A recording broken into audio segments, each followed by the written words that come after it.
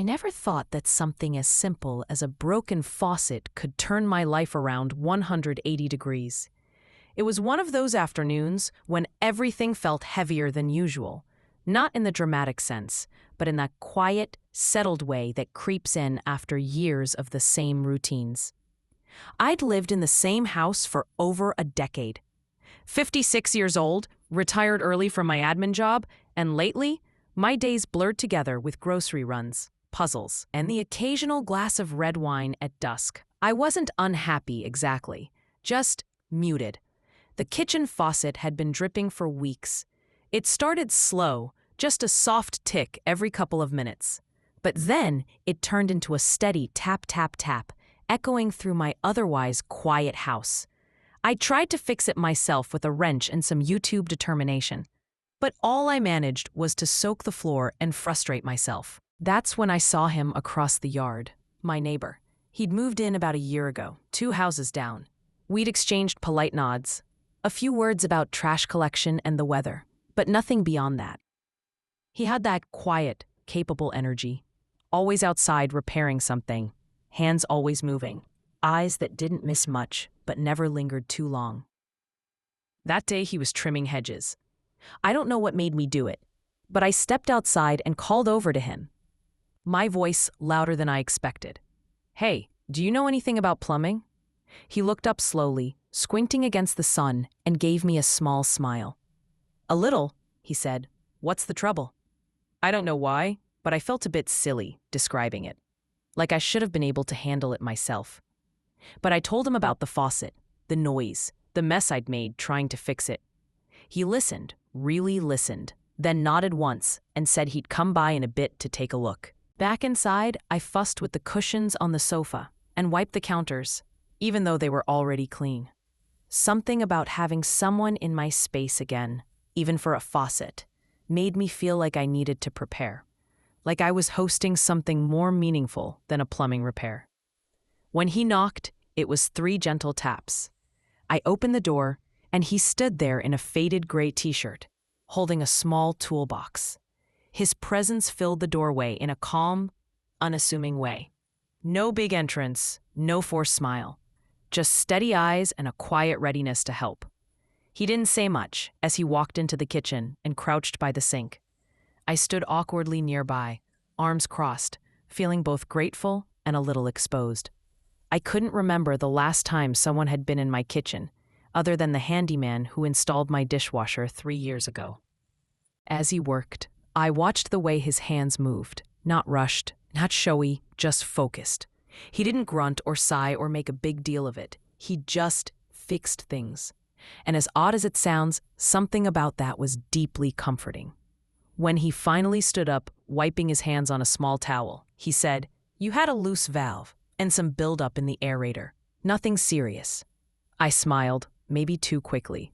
"Thank you, really. I've been listening to that drip like it was trying to drive me crazy." He smiled again, this time a little slower. "Sometimes the small noises are the ones that wear us down." I don't know why, but that line stuck with me long after he left. It wasn't just the faucet. It was everything. The quiet house, the long afternoons, the muted days. Maybe I'd been ignoring more than just a plumbing issue. At evening, the silence in the kitchen felt different. The drip was gone, but in its place, there was something else. A stillness that didn't feel empty for once. It felt expectant, like something new had begun, even if I didn't know what it was yet. The next morning, I found myself standing in the kitchen, just listening. No dripping, no ticking, just the low hum of the refrigerator and the occasional creak of the floorboards as I moved around. It was quiet, yes, but it felt like a different kind of quiet. Not the heavy, lonely sort I'd grown used to, but something lighter, something open. I poured myself a cup of coffee and stared out the window, watching the leaves rustle on the tree that shaded both our yards. I could see his truck parked in the driveway, half loaded with tools, his front door still shut. I wondered if he was awake yet. It wasn't attraction, not in the way it had been in my 20s or 30s, that fluttery, breathless thing that rarely led to anything real. No, this was subtler, quieter, more like a curiosity that tugged gently at the edges of my routine. By noon, I was trimming the hedge in my front yard, something I usually left for weekends. I was halfway through when I heard a voice behind me. Calm, low. Looks good. I turned to see him standing there, arms crossed, a slight smile tugging at one corner of his mouth. He had a way of appearing without fanfare, like he belonged wherever he stood. I smiled back, trying to make up for all the times I ignored it. He nodded, then gestured toward the hedge trimmer in my hand. Those things wear out your wrists. Mind if I finish it? I should have said no. I didn't want to seem helpless or incapable. But the truth was, my hands had started aching halfway through, and I'd been pushing through it out of pride. So instead, I just handed it to him, muttering something about how I never quite figured out the angle at the corners. He worked in silence while I stood to the side, brushing trimmed leaves into a pile. Every so often, we'd glance at each other, not awkwardly, but with the kind of awareness that made it hard to look too long. When he finished, he handed me the trimmer with a nod. All done. Thank you, I said, meaning it in more ways than one. We stood there for a moment, just the two of us under the rustling leaves, and then, out of nowhere, he said, "It's a nice day for a porch coffee." I blinked, unsure if it was a suggestion or just a comment. But something about the way he said it, not pushy, just open, made me feel like saying yes wouldn't be misunderstood. So I did. It is. 5 minutes later, we were both sitting on my porch with mugs in hand. I offered him the dark roast I always made, and he accepted it like it was something familiar. He didn't talk much. Neither did I. But somehow, the silence between us didn't feel empty. It felt shared. He asked about the roses lining my walkway, said he noticed they hadn't bloomed this year. I told him they were my mother's favorite, and they'd always struggled in that spot no matter what I did. He nodded like he understood, even if he didn't say anything else about it. Before he left, he looked at me and said, "Sometimes things don't bloom when they're supposed to. Doesn't mean they won't." It was such a simple thing to say, but it landed in a part of me I hadn't realized was still waiting for something to bloom. That night, I lay in bed and stared at the ceiling, thinking not about the faucet or the hedge, but about how small moments can stretch into something bigger when you least expect them. And how someone can step into your life with a wrench and a coffee mug, and without even trying, shift the entire rhythm of your day. It had been a few days since we sat on the porch together, and I told myself not to read into it. People help their neighbors. People share coffee. It doesn't always mean something more. But still, I caught myself glancing out the window more often than usual. I'd never been the type to wait by the curtains, but there I was, watching for signs of movement in his driveway. His quiet presence had stirred something in me. Not romance exactly, but the sense that someone was paying attention, that I wasn't just moving through life unseen. The water heater was next. I'd noticed the lukewarm showers, the way it groaned before sputtering out altogether. I tried to ignore it. Then I tried to Google fixes again. Then I gave up. I didn't want to bother him. But that afternoon, I found myself outside dragging a bag of mulch toward the garden. And just as I bent to lift it, I heard a voice behind me. "Need a hand?" It was him again, holding a pair of work gloves. I don't know how he always seemed to show up just when I was about to give in. But I was grateful. I nodded, and we worked side by side in the garden, spreading mulch around the base of the shrubs. He asked about my backyard, if I'd ever thought of planting vegetables. I admitted I had, but didn't know where to start. "That spot by the fence gets a lot of sun," he said. "Perfect for tomatoes." The conversation drifted easily, never too deep, but not shallow either. There was something comforting in the way he spoke, deliberate, unhurried, like nothing needed to be rushed. When I finally mentioned the water heater, it came out half apologetic. He just nodded and said he'd take a look. That's how it started, really, this gentle rhythm of presence. He came over that evening with a flashlight and a few tools, and I made tea while he worked. We talked about ordinary things, the grocery store being out of his favorite cereal, how he'd once driven across the country in a pickup with a busted radio. I told him how I used to teach high school English, how I missed the noise a bit more than I expected. The heater was fixed in under an hour. He didn't act like it was a big deal. But when he left, I stood by the door a little longer than necessary, listening to the fading sound of his footsteps down the walkway. That night, I didn't turn on the TV like I usually did. I just sat by the window, sipping my tea, feeling something I hadn't felt in years. Not excitement, not even longing. Just warmth. The next morning, I found a note tucked into my mailbox. Written in clean, steady handwriting, it said, "If you ever want help planting that vegetable garden, I'd be glad to lend a hand. Just knock." No signature. He didn't need one. I held the note in my hands for a long time, rereading it like it was a message from a version of myself I'd forgotten. One who used to believe that small acts meant something. That kindness could grow roots if you let it. And in that quiet moment, something in me softened. Maybe this wasn't just about gardens or broken pipes. Maybe, without realizing it, we were tending to something more fragile than roses or tornadoes, something that had gone untended for far too long. The note sat on my kitchen counter for 3 days before I found the nerve to respond. I didn't write back. I'm not much of a note leaver. Instead, I baked a batch of banana bread, wrapped it in foil, and walked it over to his porch just before noon on a Saturday. I didn't knock. I just left it there, with a little card tucked beneath the edge that said, "Thanks for everything.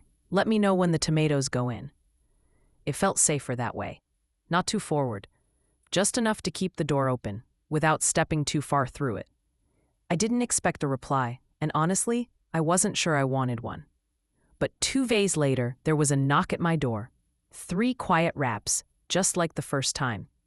I opened it to find him standing there, holding a small cardboard tray of seedlings, tomato, basil, bell pepper, carefully labeled in his neat handwriting.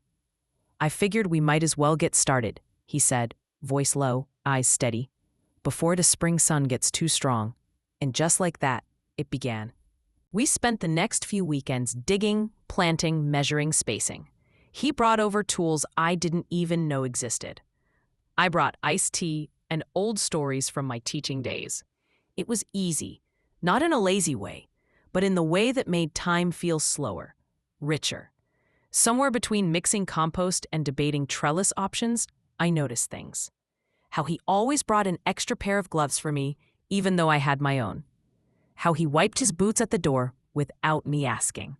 How he never stayed too long, but always left a little trace, a rake leaning against the fence, or a coil of hose he'd carefully rewound. It wasn't romantic. Not exactly. There were no lingering glances, no accidental touches. But there was something in the air between us, not charged, but aware. Like 2 people standing at the edge of something they hadn't named yet. One evening, as we watered the new garden beds, I asked him about his old house. He told me it had been too big once the kids moved out, too quiet after his wife passed. I could hear the edges of memory in his voice. Not sadness, but space, a kind of acceptance. He didn't ask about my marriage, and I didn't offer. But I told him I used to hate the silence in my house, how I used to turn on the radio just to fill the space. Now, some days, I left it off. Let the quiet speak. He nodded, not saying much, but that was his way. He didn't rush people into words. That night, as I washed the dirt from my hands and pulled a clean towel from the drawer, I felt something shift. Not a dramatic moment, just the realization that I wasn't waiting anymore. Not for someone to fix the faucet, or water the roses, or rescue me from loneliness. I was living alongside someone, slowly, carefully, like tending a garden, nothing flashy, just consistent care. And for the first time in years, I was okay with slow. In fact, I was starting to crave it. The garden became our shared ritual. It wasn't just about vegetables anymore. It was the way we moved in sync, passing tools without asking, reading each other's cues without needing to speak.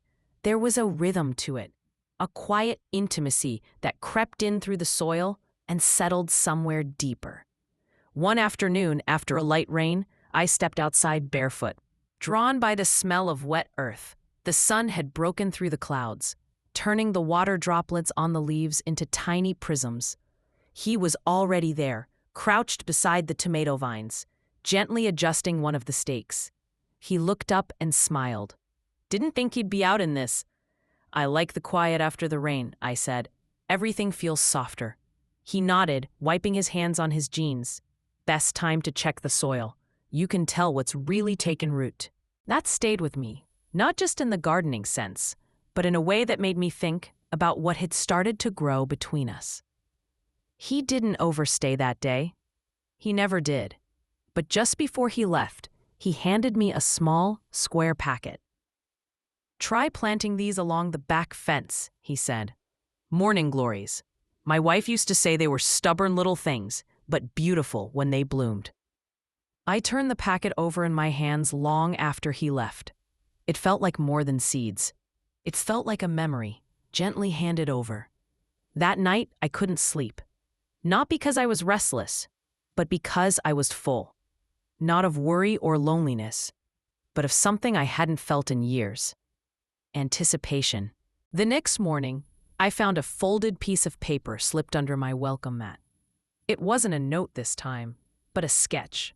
A rough pencil drawing of the garden layout we'd talked about weeks earlier. Only now, it had details. A winding path. A little bench under the maple tree. Shaded spots for herbs. It was thoughtful, personal, intentional. I don't remember walking back into the kitchen, but I remember leaning against the counter and staring at the drawing like it was a kind of promise. Later that week, he came by to help reinforce the trellises. We didn't talk much. The air was worn, the sky stretched wide and clear, and it was one of those days where being in someone's company felt more soothing than conversation.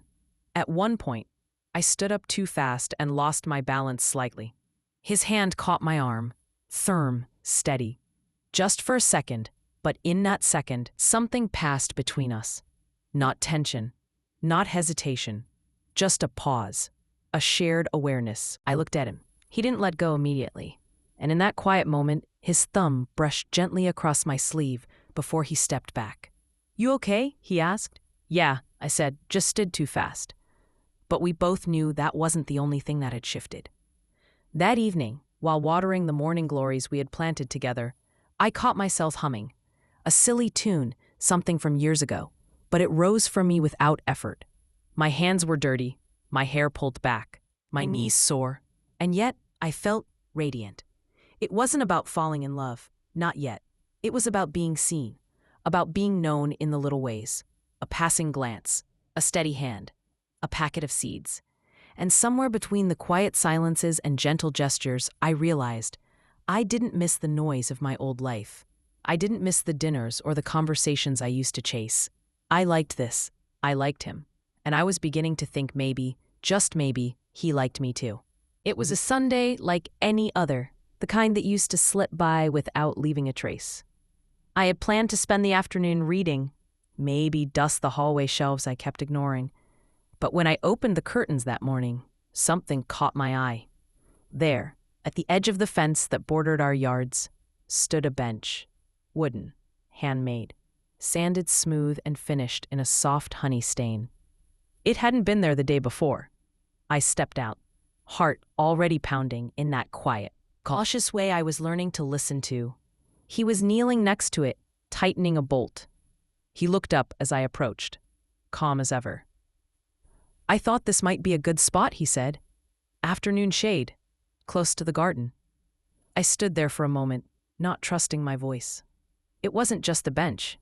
It was time, intention, a place meant to be shared. "It's beautiful," I finally said, and I meant it more than I could explain. He sat down first, patting the space beside him. I followed, folding my hands in my lap, like I used to on first dates, back when I still believed in them. We didn't talk for a while. We just sat. The kind of silence that felt like a blanket rather than a wall. Eventually, he said, "I almost forgot what it felt like to have someone to build things for." I turned my head toward him, his profile soft in the filtered light. I could have said so many things. that I hadn't had something built for me in years, that I didn't know how much I missed being considered until that moment, that I felt something blooming inside me that had nothing to do with the garden. But I just said, "Thank you." He looked at me then, really looked, and the quiet between us shifted again, taking on weight and warmth. "I've been meaning to ask," he said after a pause.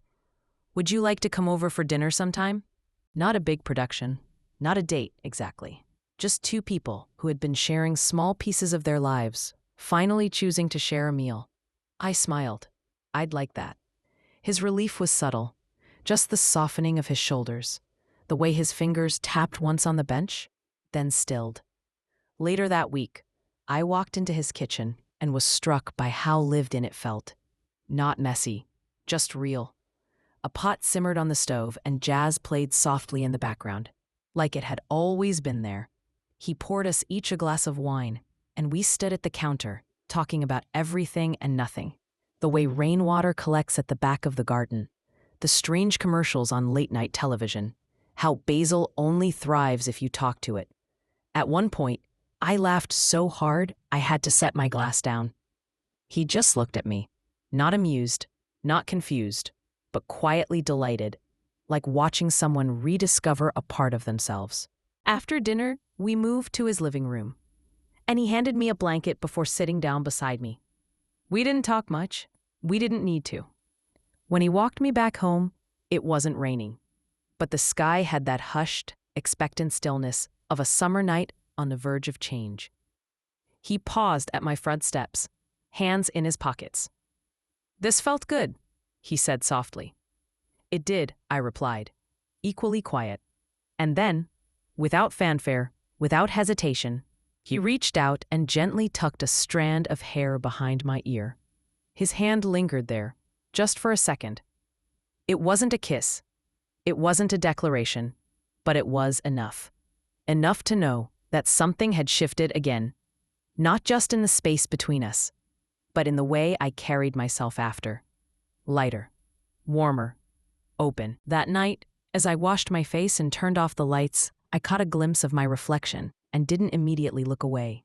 There was something softer there, a glow that came not from makeup or lighting, but from being seen. Truly, simply seen.